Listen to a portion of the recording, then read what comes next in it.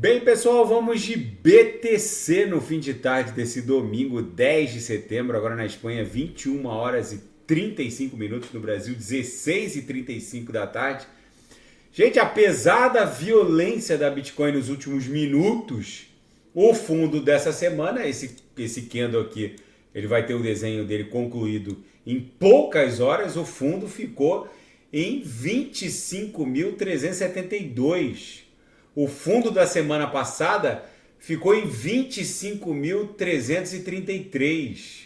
O fundo da semana retrasada em 25.300 e o fundo da semana anterior 25.166. Fundos ascendentes, topos descendentes. Para desespero dos vendidos, a gente não perdeu o fundo da semana passada. Então é muito provável que essa cunha triangularizada aqui siga tendo a sua vigência confirmada e a BTC vai acabar explodindo em direção à aresta superior. Quanto mais tempo, quanto mais longeva é essa acumulação aqui, ó, já foi 1, 2, 3, já foram, né? 1, 2, 3, 4, 5, 6, 7, 8 candles vendedores aqui no Heikin Nash no semanal. A BTC está no limbo aqui no RSI estocástico, não tem mais para onde cair.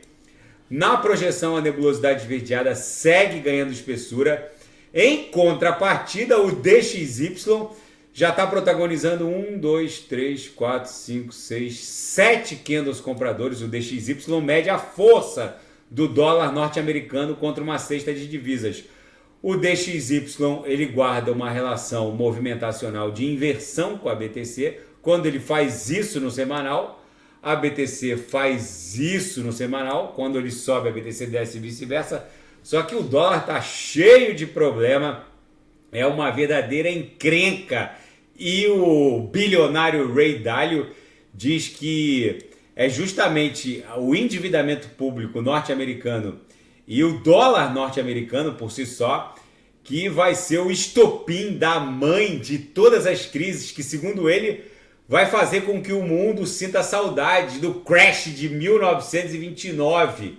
Gente, a BTC aqui no gráfico diário segue também dando vigência ao que parece ser uma cunha triangularizada, apesar dessa agulhada de hoje ter ameaçado o fundo de 6 de setembro, mas não conseguiu perder o fundo de 6 de setembro, ficou lá em 25.372, o fundo de 6 de setembro, o fundo de hoje ficou em 25. Chegamos a fazer a mínima em 25.650 hoje.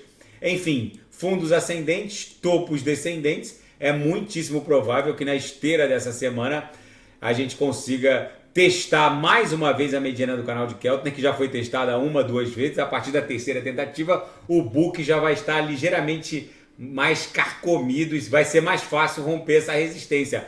No 6 horas, o que parece é que a BTC está acumulando aqui numa grande cunha triangular no 6 horas. No 4 horas essa imagem também parece que se desdobra. A gente ainda está com uma tendência de alta aqui no 4 horas.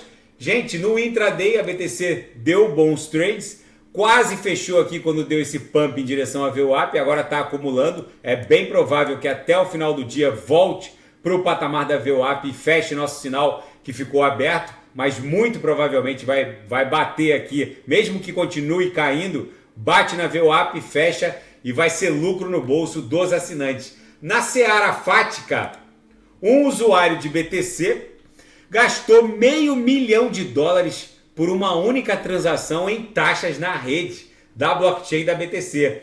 Isso foi motivo de meme no Twitter, principalmente. Não se sabe as razões específicas para que ele tenha pago 500 e tantos mil dólares em taxas da rede da blockchain da BTC, quando o normal é pagar $1,40, às vezes $1,70. A taxa média de transação da Bitcoin na blockchain da BTC é de $1,40. Ele acabou pagando algo assim fora do razoável, por assim dizer.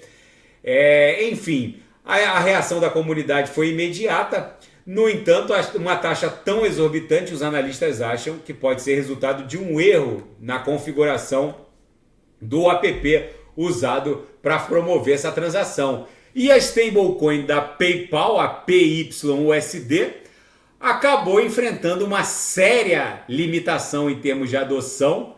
Os usuários preferem usar a USDC e a USDT, apesar de todo o hype e da enorme emissão. O fato é que a stablecoin da PayPal não caiu nas graças dos usuários, ainda mais agora que estão oferecendo stablecoins com rendimento. Agora já estão até ofertando stable treasuries, por assim dizer. Então fica difícil, a concorrência está aumentando muito e a adoção num espectro amplo é sem dúvida nenhuma a USDT, do dólar Tether. E uma métrica on-chain dá conta de que a BTC está testando um fundo histórico. A métrica se baseia na UTXO. O que são as UTXOs? As UTXOs representam a sobra de BTC após a execução de uma transação na cadeia. A métrica baseada nas UTXOs em loss da CryptoQuant rastreia quando um número grande de UTXOs passam a valer mais do que a BTC valia quando ela foi originalmente ultimada, a transação que gerou a sobra. Atualmente, mais desses loss, por assim dizer, né?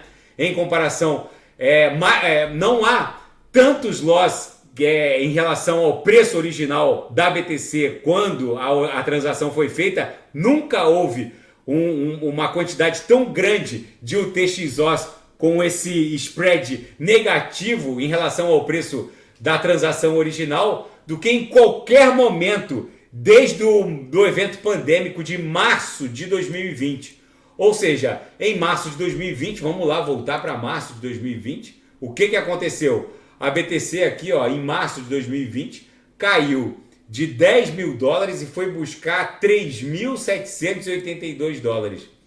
Foi nesse momento em que as UTXOs revelavam um spread negativo em relação ao valor da BTC quando da transação tão expressivo quanto agora. Então, desde esse momento, um dado on-chain, a BTC simplesmente catapultou desse patamar de 3.700 e poucos dólares e foi buscar 64 mil dólares. E a UTXO, nessa condição de um spread extremamente negativo em relação ao valor da BTC quando da origem da transação, ela está nesse patamar e eventualmente pode explodir numa pernada impulsiva. A conferir. E na seara geopolítica e finanças internacionais, Joe Biden disse duvidar que a China seja capaz de invadir Taiwan. Ele revelou isso na cúpula do G20. Enfim, o Viktor Orbán, da Hungria, disse que pretende permanecer no poder até 2034. O Viktor Orbán está causando um sério problema dentro da União Europeia. Ele criou um sério conflito com os outros estados da União Europeia e com os Estados Unidos, devido à sua consolidação no poder e à interferência em outras instituições húngaras. A sua influência acabou se espraiando em todos os aspectos da vida dos húngaros. Ele promoveu uma ampla reforma nos tribunais, no poder judiciário, nas empresas, na cultura, na educação. Enfim, ele é uma espécie de pedra no sapato da União Europeia. O Viktor Orbán muito provavelmente vai conseguir permanecer no poder até o final dessa década, já que as reformas e a interferência no poder judiciário foram tão profundas que ele é considerado assim uma espécie de ditador dentro de uma suposta democracia ostentada pela Hungria, ou seja, é objeto de sérias críticas, mas enfim, ele promoveu as reformas, está no poder, tudo que ele fez é meio que comparado a atos ditatoriais, mas o fato é que, fazendo malabarismos, ele conseguiu promover profundas reformas que sustentam, inclusive, essa fala dele de que ele vai permanecer no poder até 2034. E o Irã e os Estados Unidos estão à beira de uma troca de prisioneiros inédita sob um acordo mediado pelo Catar.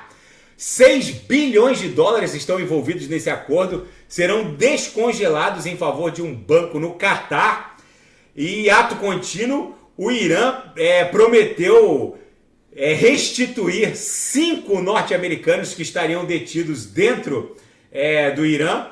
E um número também semelhante, por volta de 5 iranianos seriam liberados pelos americanos. Tudo está sendo mediado pelo Catar, ou seja, envolve prisioneiros dos dois lados, envolve a liberação de 6 bilhões de dólares. Vamos ver como isso vai se desdobrar. A BTC aqui no diário segue também dando vigência a essa cunha triangularizada. No 6 horas é bem provável que agora a gente acumule em direção ao patamar da própria VWAP mensal, que está lá em 25.890. É para lá que a gente deve estar indo. A BTC vai reagir daqui a pouco à abertura de futuros de Nasdaq, Dow Jones e futuros da Ásia. Vamos ver como isso vai se desdobrar. Qualquer movimentação brusca do mercado eu volto a reportar a qualquer hora do dia ou da noite. Fiquem com Deus e quem quiser sugerir alguma análise é só colocar nas mensagens abaixo.